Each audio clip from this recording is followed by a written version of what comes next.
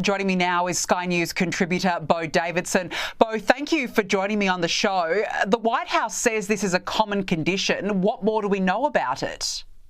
Yeah, it is pretty common. That's my understanding of it.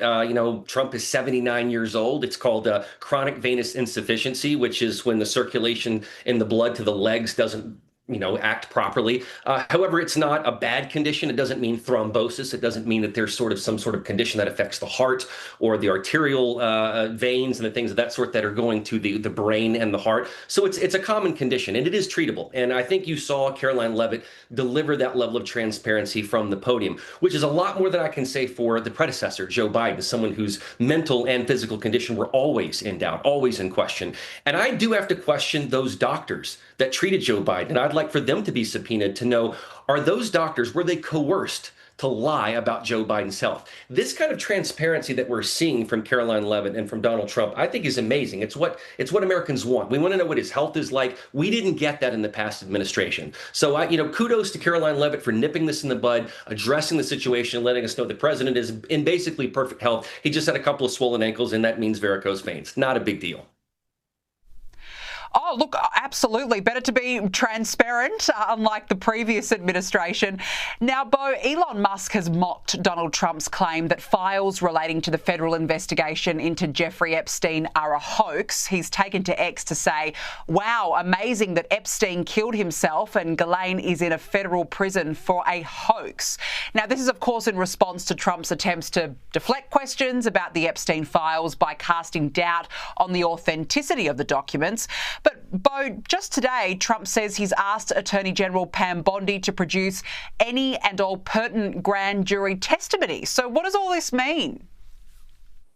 Well, Danica, I was at Turning Point USA Student Action Summit last weekend in Tampa, Florida. This is where a lot of young people, Gen Z people, come to learn from the issues of the day. And from Megyn Kelly to Tucker Carlson, this was the talk of the conference. People were not willing to let this go. And I think for good reason.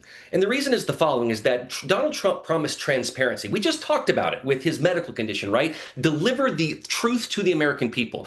If you've teased something like Pam Bondi has, we've got thousands of hours of child porn, we've got these ledgers, and then you don't deliver them, it makes you look non-transparent. Hillary Clinton deleted thousands and thousands of emails. You can't just delete this problem away. And so I believe when you look at the MAGA base, those who have supported Donald Trump, they want this same level of transparency, and they deserve it. Because if Pam Bondi said both in private and in public, there are thousands of hours of tapes, there's got to be a way of protecting the victims' identities while also saying, okay, are there clients in there?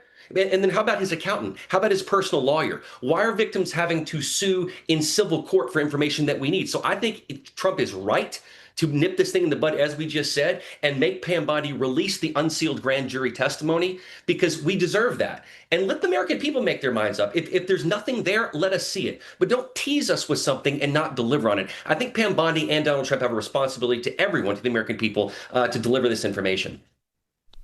Well, I've got to say, even here in Australia, we want to know what's in those files, so hopefully it's all released. Now, you mentioned Joe Biden's health earlier. The House Oversight Committee Chairman James Comer says that former Vice President Kamala Harris and former First Lady Jill Biden should be subpoenaed in the panel's investigation into former President Joe Biden's mental capacity while in office. But, suffice to say, Americans deserve the truth about who knew what about Biden's mental capacity. They do. They deserve the truth about Epstein. They deserve the truth about JFK. They deserve the truth about Trump's health. And they deserve the truth about Joe Biden's health. And here's the problem. When you look at subpoenas with Jill Biden and Kamala Harris, that should happen. Comer is onto something here. I think he's absolutely right to do it, because the great Dr. Jill Biden, okay, she's not a medical doctor. We'll put that aside for a second, but she is a doctor. They made a point to tell us that time and time again. She knew about her husband's mental health. I almost hold Jill Biden more accountable for this than anybody else, because she knew it. But she was so greedy, so power hungry to keep her husband in power. She said nothing. She did nothing. And the same is true of Kamala Harris. Surely she knew about this. Surely she knew she was slipping, but she was the heir apparent, right? If Joe Biden became the president again, it likely would have fallen to Kamala Harris, because he might have resigned at some point, and Kamala Harris would have been the first female president of the United States. So you see, both women here in these positions were so greedy for power that they said and they did nothing. I want those doctors subpoenaed of Joe Biden's. I want Jill subpoenaed, and I want Kamala subpoenaed. And I believe truly that the conspiracy to keep Biden afloat, to keep this information under wraps, is as vile and as twisted and as sick as the effort to keep Donald Trump from staying in office or getting a second term. I believe it's honestly that bad. And the auto pen as well. Don't forget the auto pen. I believe that's equally bad.